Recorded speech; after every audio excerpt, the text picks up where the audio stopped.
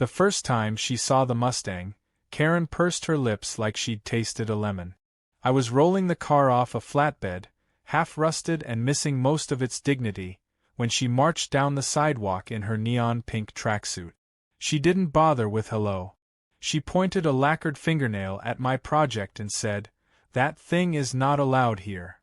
Her voice had the same tone someone might use if they discovered a dead possum on their doorstep. I should have known that moment would set the tone for everything that came next.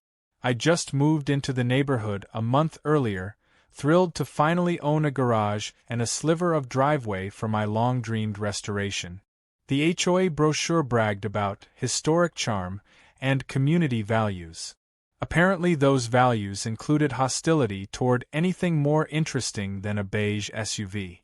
I told Karen it was a classic 1967 Ford Mustang and I planned to restore it. That only made it worse. She put her hands on her hips like she owned gravity and said, "Classic or not, junk is junk. This neighborhood has standards." She walked off while calling someone. Later I'd learn it was the HOA president, her best friend and fellow lipstick-clad tyrant. I thought it would blow over once they realized I wasn't a slob and the car was stored neatly in my garage. I kept the door shut most days and worked quietly after my job as an engineer. But every time that garage opened even an inch, I'd catch Karen's side eyeing me from behind her potted shrubs like a nosy meerkat. She started sending me copies of the HOA rules in my mailbox without a note, as if the papers themselves would shame me into abandoning my dream. The letterhead sported their motto, "Protecting property values through compliance." I laughed the first few times. It was almost cute how dedicated she was to micromanaging other people's hobbies. But then came an official warning taped to my door stating that automotive work visible to neighbors violated community aesthetics, which was interesting because I wasn't visible, unless you count Karen's habit of peering through cracks in my fence. My response was to buy blinds for the garage windows. She responded by filing another complaint. The satisfaction of restoring the Mustang kept me sane. Every bolt cleaned, every panel sanded, every part rebuilt gave me more joy than Karen could ever take away. I researched old manuals, scoured junkyards, and saved up for original spec parts. The car was becoming more real each week, transforming from a rust bucket into a gorgeous machine with a deep blue finish that gleamed under the lights like ocean water.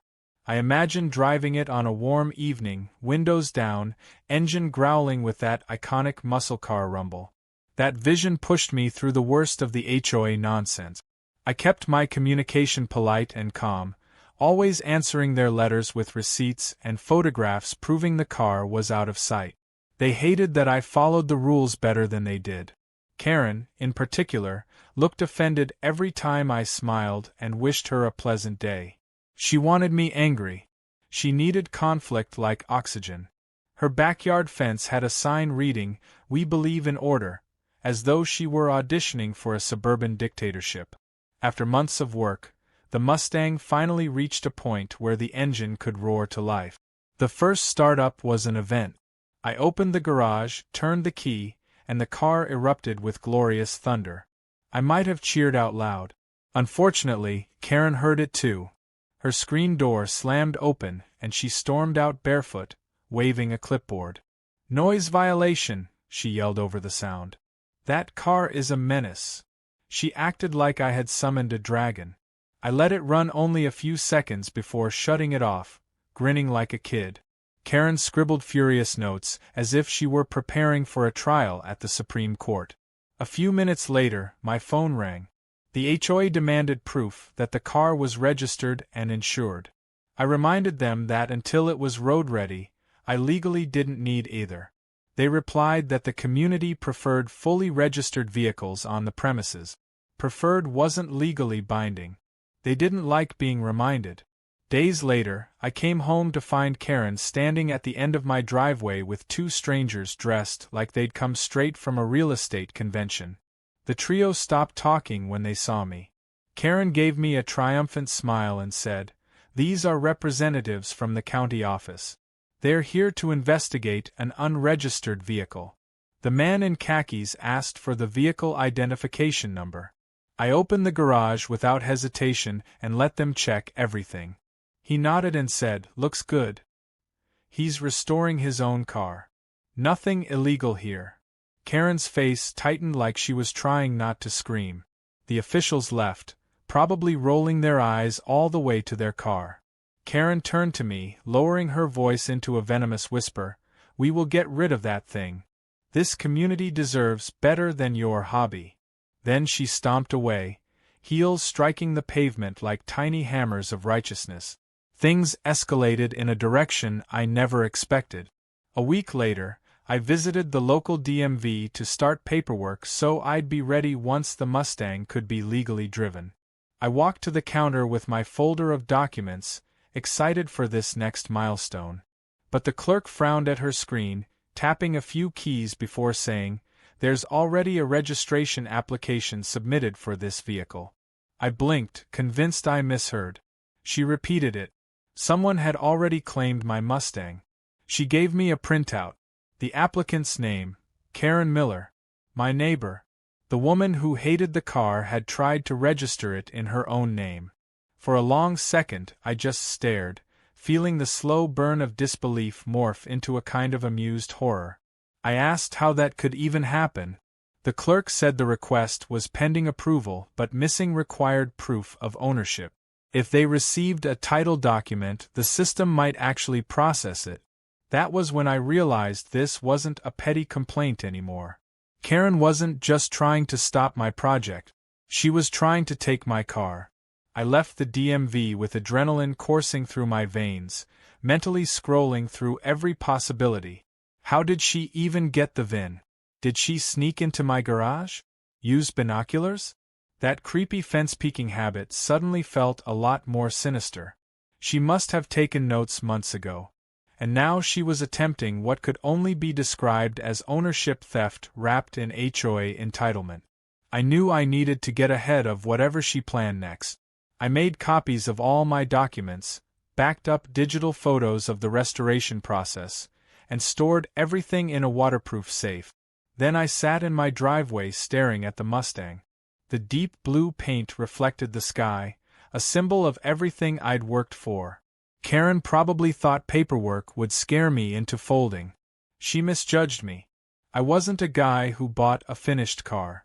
I was the guy who rebuilt one from bones. You don't do that without learning patience and strategic thinking.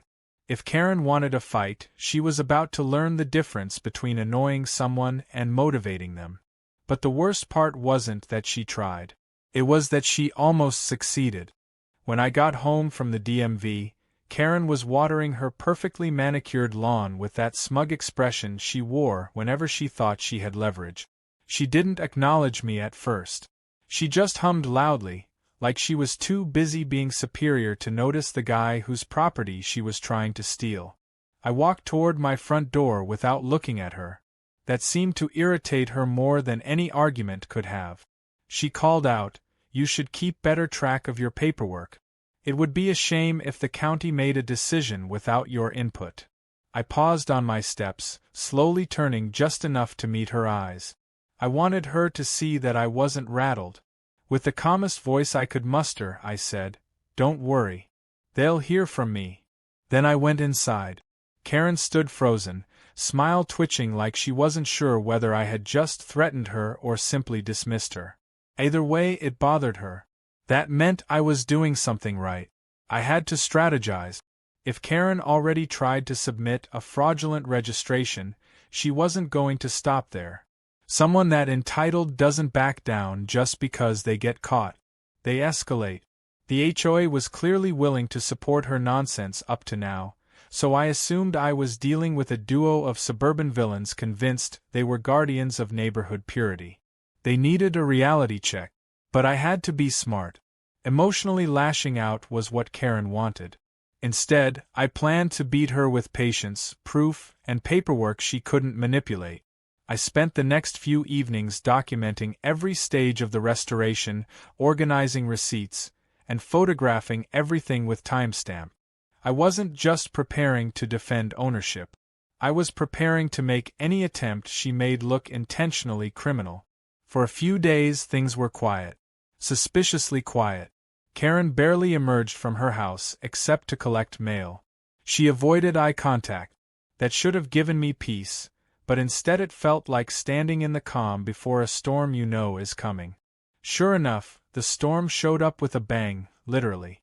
One evening, I was under the hood tuning the engine when I heard a sharp knock.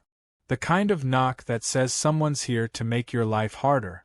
I wiped my hands and opened the door to find an HOA board member named Chuck, a man shaped like a refrigerator wearing an expression of bureaucratic disappointment. He held a clipboard like it was his emotional support animal. Behind him, Karen hovered on the sidewalk, pretending she just happened to be taking a stroll. Chuck introduced himself and launched into a monologue about community enforcement protocols. He claimed multiple neighbors had complained that a commercial automotive operation was being run from my garage. I laughed, thinking he was joking. He didn't laugh back. Karen stood there smiling like she'd just discovered chocolate is calorie-free. I explained that restoring my own vehicle did not qualify as a commercial operation. He scanned his papers with exaggerated seriousness, as if he might uncover a hidden legal loophole that would justify their harassment. When he couldn't, he moved to the next tactic: noise disturbances. I pointed out that the engine had only run briefly and at reasonable hours. He didn't care about logic. The goal wasn't to be right. The goal was to annoy me into submission. I thanked him for stopping by and closed the door before he could conjure a new accusation. Through the peephole, I watched Karen scold him in hushed, frantic tones while he shrugged like he was tired of being her personal attack dog. So she was losing her influence already. Interesting. I went back to the Mustang, waited a minute, then fired up the engine again, just long enough for Karen to spin around in outrage.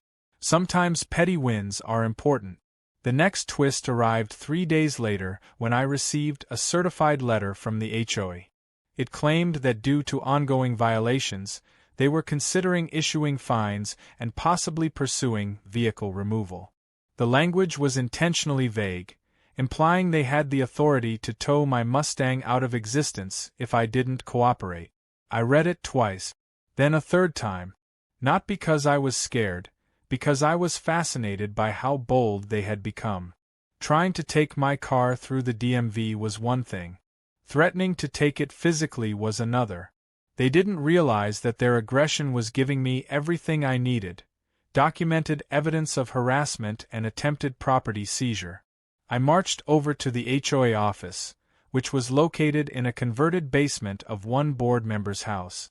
It felt like a parody of a government agency. There was one cheap folding table with mismatched office chairs and a corkboard filled with printouts of rules. Karen was already there, seated like a queen waiting for her decree to be enacted. She wore pearls today. Pearls. To a basement office. The HOA president, her friend Linda, sat opposite me with a look that tried to combine stern authority and mild condescension.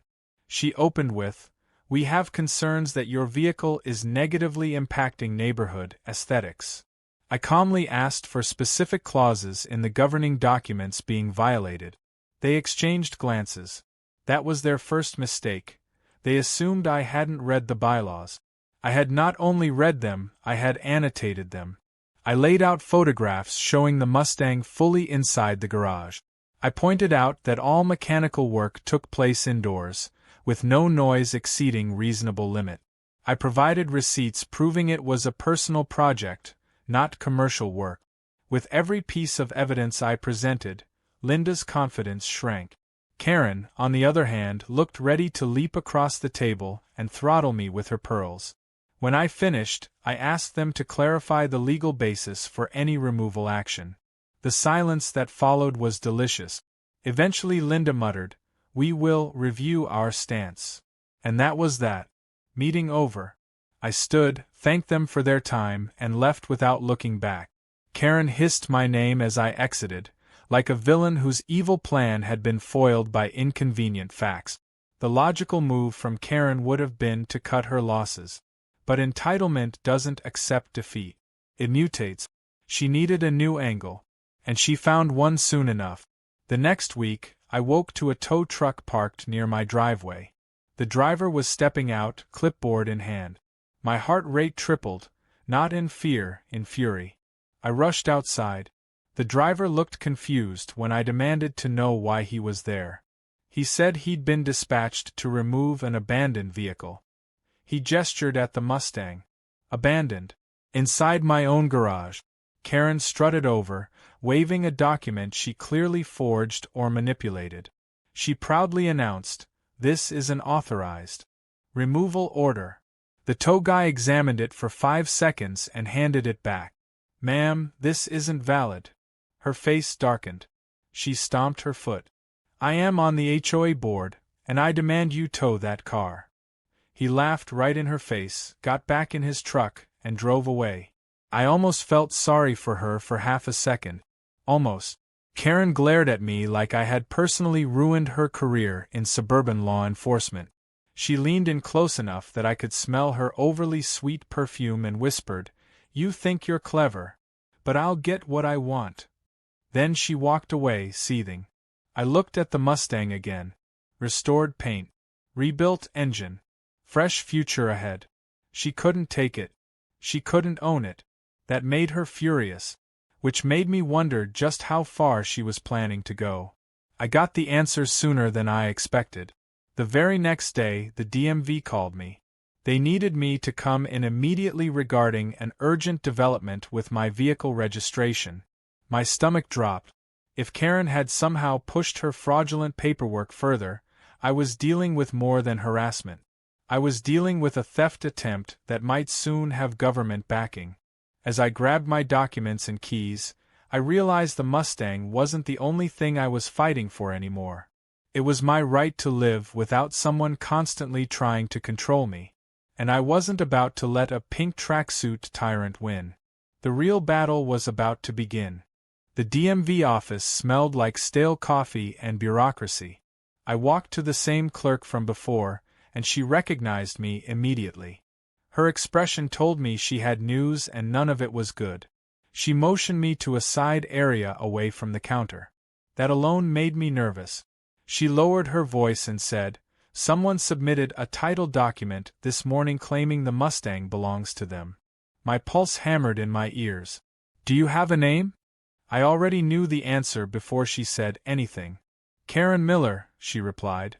The clerk looked apologetic, like she personally felt bad on behalf of the system. She explained that Karen's submission included a photocopy of a title document.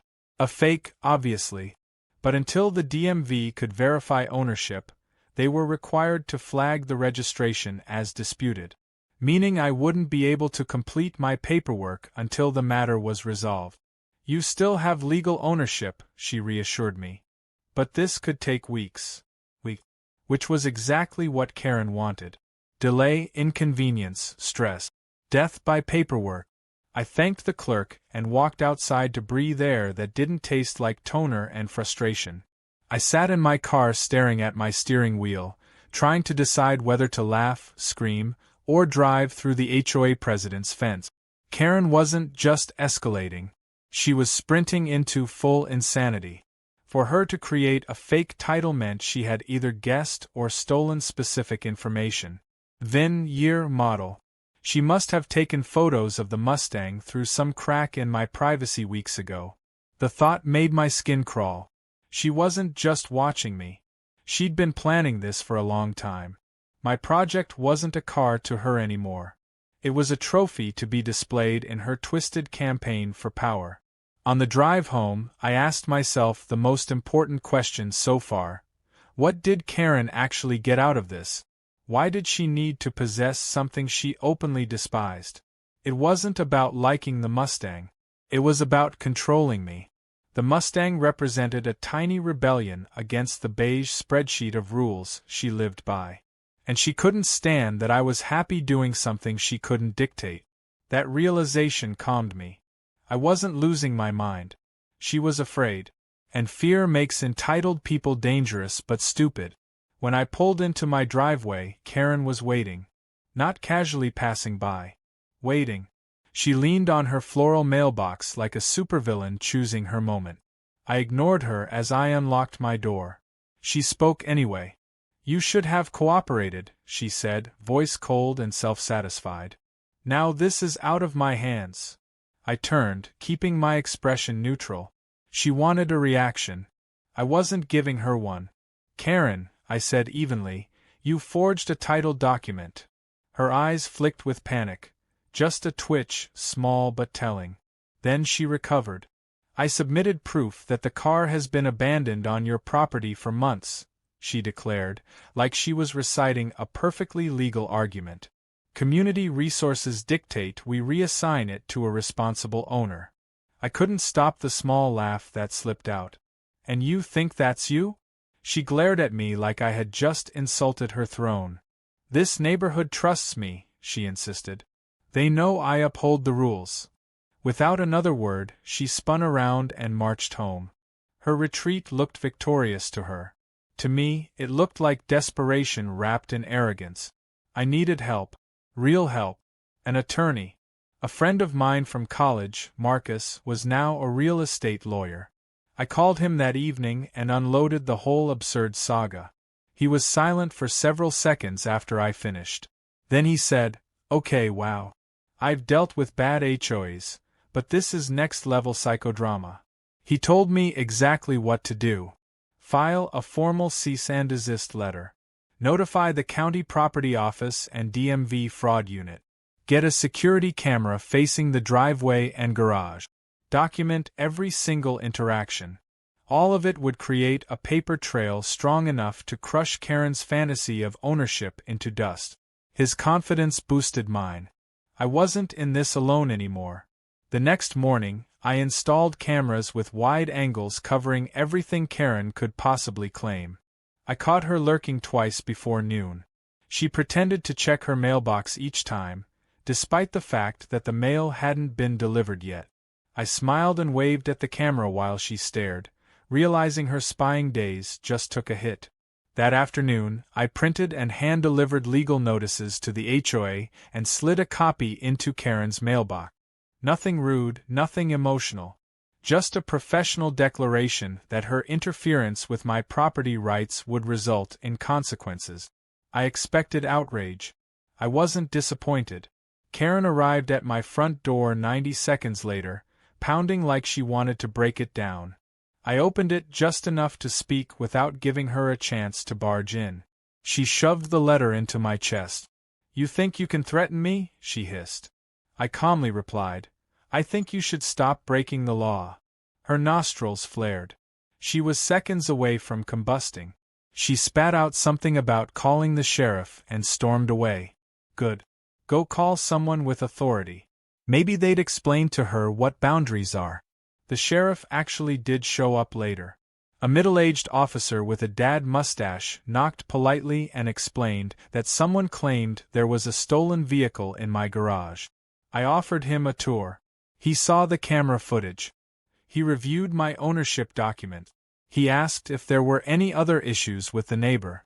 I simply said, "She's passionate about community order." He laughed and shook his head. Before leaving, he sighed, "I'll have a chat with her.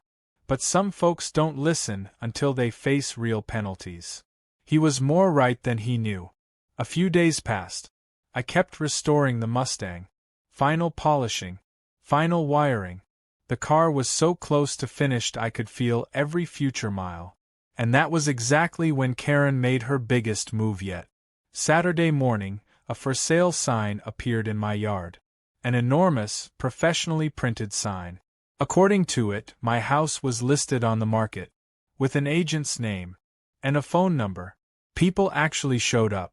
Curious couples wandered onto my driveway asking when they could tour the interior.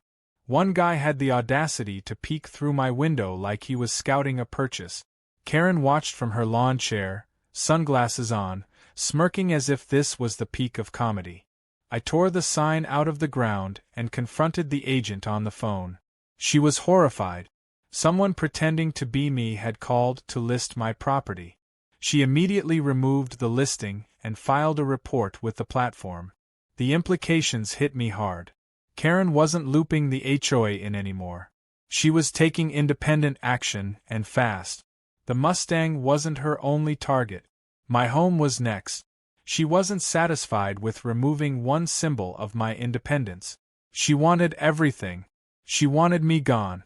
That evening, I sat in the driver's seat of the Mustang for the first time with the doors on, the interior complete, the steering wheel ready for the open road. I stared out the windshield at Karen's house. She thought she was winning. But in trying to bury me, she had handed me the very evidence needed to bury her instead. Fraud, harassment, false property claims. Every action she took tightened the noose she didn't realize she'd slipped around her own neck. The Mustang growled when I turned the key. It wasn't fear I felt this time. It was exhilaration. The engine was ready. I was ready. And Karen had no idea what I was about to do next. The next step wasn't about revenge. It was about protection. My home, my car, my sanity. I spent Sunday morning gathering every document Marcus told me to compile. Receipts, photographs, emails, HOA letters, timestamp. I even printed still images from the security cameras showing Karen lurking around my property at odd hours. I placed them all into a perfectly organized binder. A binder that could sink ships. A binder that would make any judge look over their glasses and ask, "What is wrong with this woman?" I drove straight to Marcus's office. He skimmed the contents and let out a low whistle. "This is gold," he said. "Every piece shows intent. She is not going to walk away from this clean." He drafted the formal complaint. Harassment, fraud, attempted theft, defamation through the false real estate listing.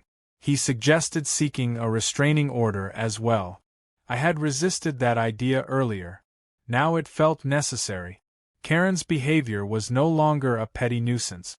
It was escalating into obsession. Marcus filed the documents that afternoon. The sheriff's office received a copy.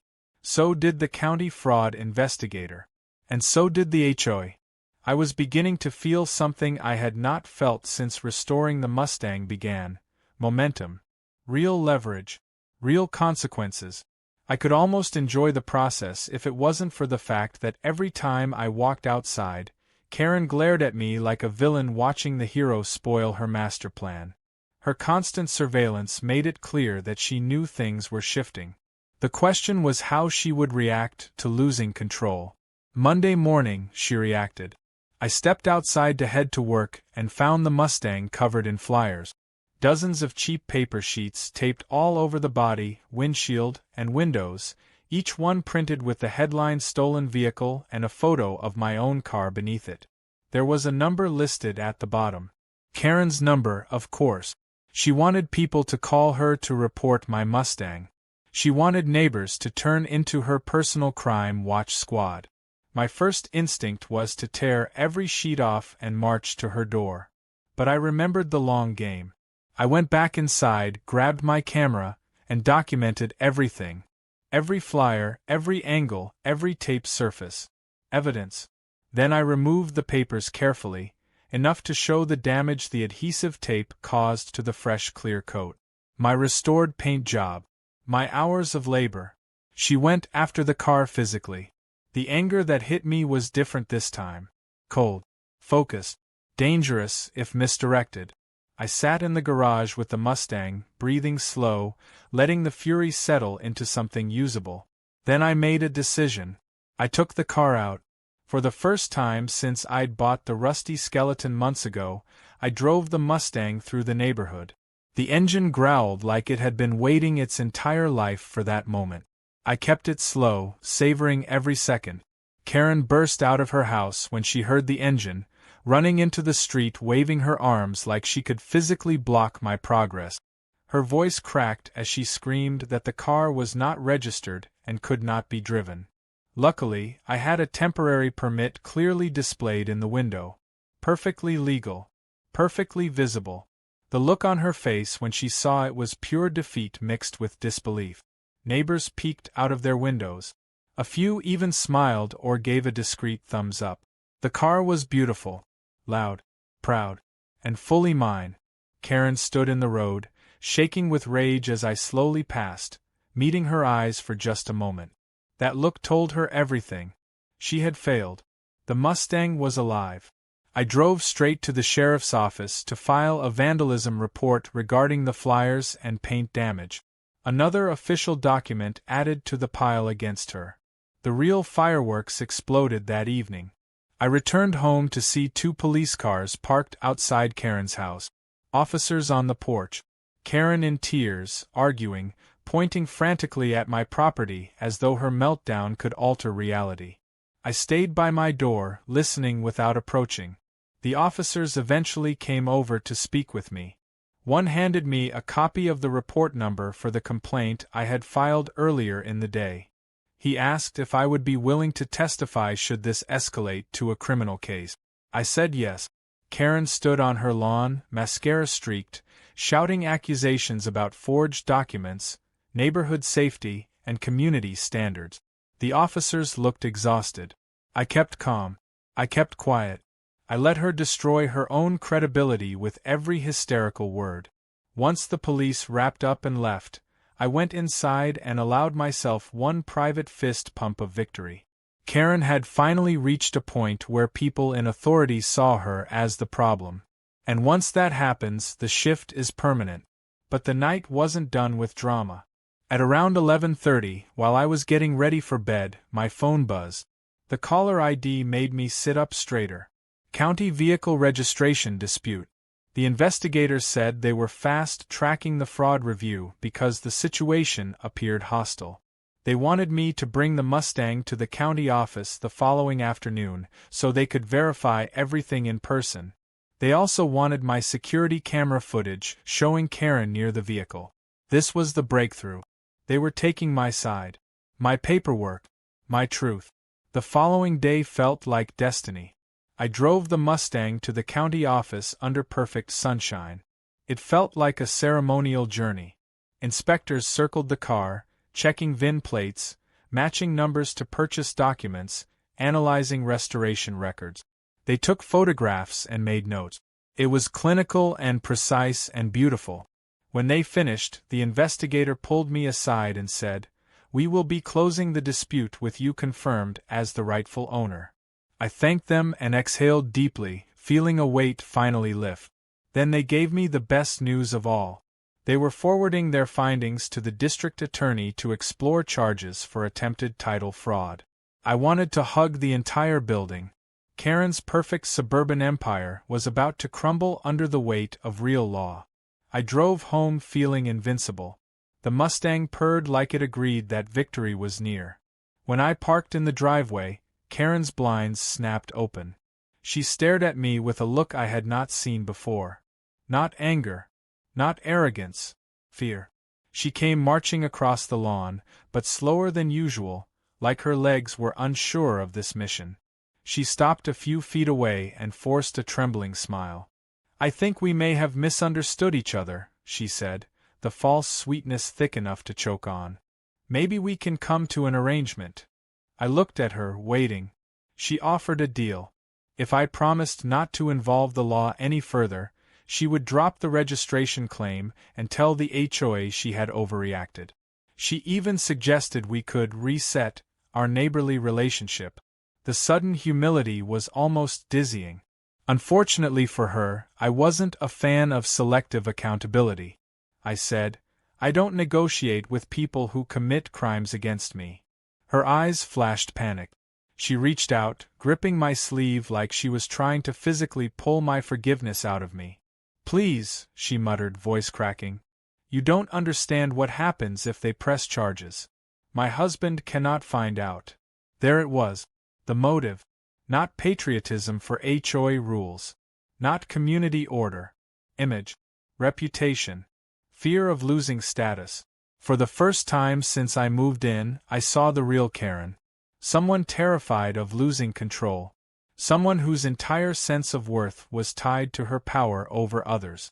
I gently removed her hand from my arm and said, "Then you should have thought about that before you tried to steal my life." I walked inside. Behind me, Karen remained frozen in my driveway, hands trembling, mask shattered. And I knew this wasn't the end. The real consequences were still coming. The chapter of petty conflict was over. Now the reckoning would begin. I started to notice a strange shift in the neighborhood. People who once avoided eye contact now waved. A couple even complimented the Mustang as I drove by. It seemed the news of Karen's meltdown had spread. Entitlement thrives in silence, but once exposed, it wilts. Karen, however, did not wilt quietly. She doubled down in ways that would have been comical if they weren't so revealing. Her yard decorations multiplied. Patriot flags, lawn ornaments, and a brand new sign appeared beside her porch. In this house we respect the rules. A message aimed directly at me, subtle as a brick to the forehead. She held her head high in public, but the tremor in her hands betrayed her unraveling sense of control. Marcus called me one afternoon with an update. The district attorney's office officially opened a case to investigate the fraud. Not a guarantee of charges yet, but the wheels of justice were turning. He told me to be patient. Patience I had. I restored a car from rust flakes and spider nests. Time was my friend. The HOA held an emergency meeting that same week. Not to address fines or paint colors, but to review troubling behavior by a board member. Karen stumbled into the clubhouse late, hair messy, face puffy, clutching a binder of her own accusations. She immediately began ranting, pointing at me, and waving her arms like she was swatting invisible bees. The room watched, stunned. The HOA president tried to calm her, but Karen kept spiraling. Eventually, the board held a vote. Karen was suspended pending investigation. The gavel fell. Her authority was gone. Her scream of protest echoed off the cheap drywall like a warning siren. I stood, cleared my throat, and spoke for the first time during one of their meetings. Calm. Measured. I said that I understood people make mistakes, but intentional fraud and harassment were not mistakes. They were choices. I stated that the sheriff and county were investigating. That got their attention. The room buzzed with whispers. The HOA president tried to regain control, but several board members asked questions she could not answer without admitting wrongdoing. Karen sat physically shrinking in her chair, unable to shout her way out anymore.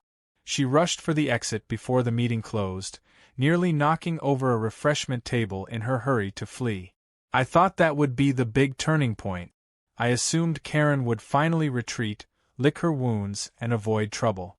I underestimated how deeply her identity was tangled in control. With her official power gone, she went rogue.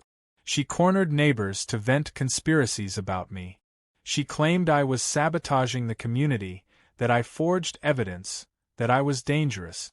But because authority had publicly turned against her, people didn't listen. The real breaking point came late on a Thursday night. I was drifting towards sleep when I heard a loud crash outside. I jumped up, heart pounding, and ran to the window. Karen was in my driveway. She wielded a tire iron like she was reenacting a scene from a crime documentary. The Mustang's headlights were smashed. The hood bore a fresh dent. She swung again and again, screaming incoherently. This wasn't entitlement anymore. This was a mental unraveling. I dialed 911 instinctively, trying to keep my voice steady while adrenaline thundered in my veins. I grabbed my phone and started recording from the window. Karen stopped mid-swing when she saw me, chest heaving, tears streaking her blotchy face. I stepped outside, staying several feet away. I told her she needed to put the tire iron down. She yelled something about how I ruined her life, how she deserved respect, how everything was supposed to be perfect. She blamed me for every consequence she earned. Neighbors were emerging now, porch lights flicking on, silent witnesses to a woman collapsing under the pressure of her own lies. Police cars screeched into the street. Officers jumped out, weapons drawn but not aimed. They ordered Karen to drop the iron. She sobbed, shaking her head, and finally let it clatter to the concrete. They cuffed her gently but firmly as she cried out that she was the victim. I watched, emotionless, the video still rolling. This wasn't the victory I imagined.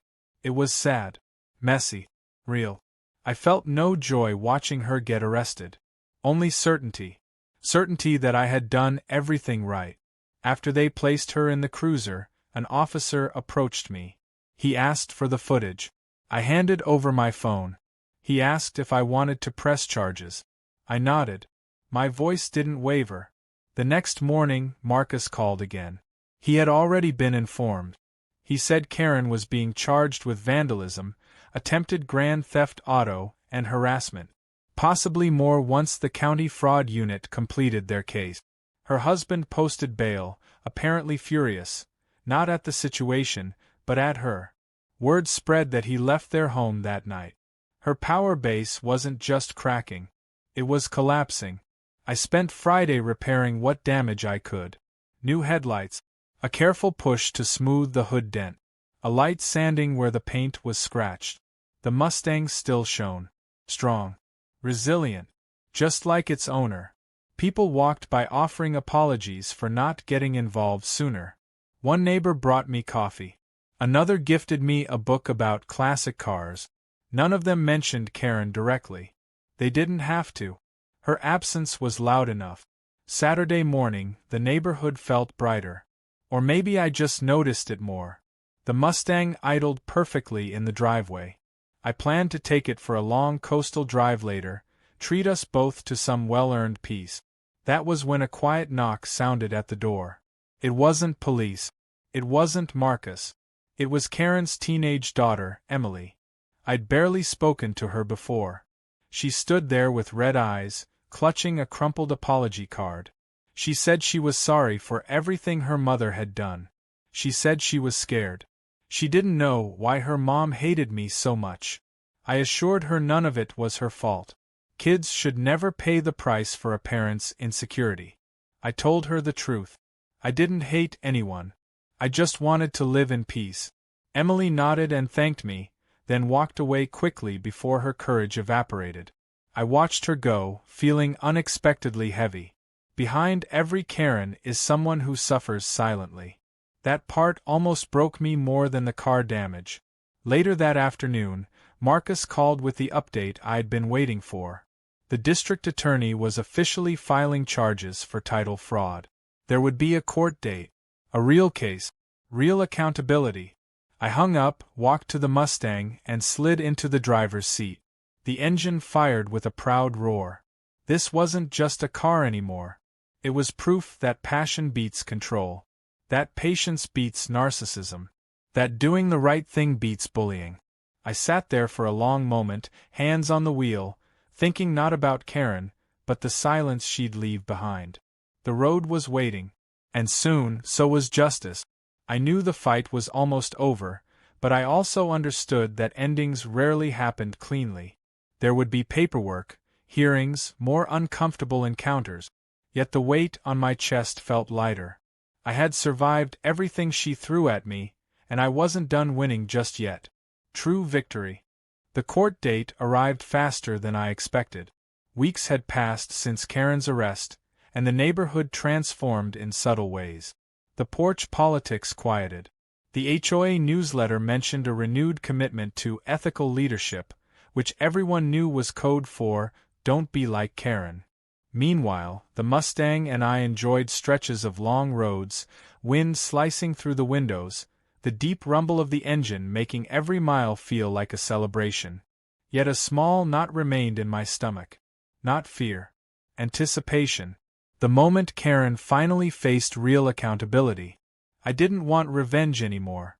I just wanted closure. The morning of the hearing was bright and uncomfortably cheerful. I arrived early, binder under my arm, dressed like someone ready to testify but not trying to look dramatic. Marcus joined me with his polished briefcase and one of those reassuring smiles lawyers seem to practice in mirrors. He reminded me to keep calm, answer questions clearly, and trust that the truth was already winning. I did trust that. I just hadn't seen Karen since the night of her breakdown, and part of me wondered if she would show up defiant or defeated. She arrived 10 minutes before the session, handcuffed to her dignity. No pearls. No blow-dried confidence. She walked in quietly, shoulders small, hair tied in a plain bun. I almost didn't recognize her. But when her eyes found me, the familiar spark of resentment flared. She sat with a public defender who looked like he just learned her story minutes earlier. Her husband was absent. That said everything. Inside the courtroom, the judge reviewed the charges. Fraudulent attempt to obtain title by submitting falsified document. Harassment. Vandalism was being handled in a separate case, but footage from that night was admitted as behavioral evidence. Karen stared straight ahead like a statue willing itself not to crumble. Marcus presented everything clearly. Photographs, receipts, timestamps, DMV correspondence, security footage.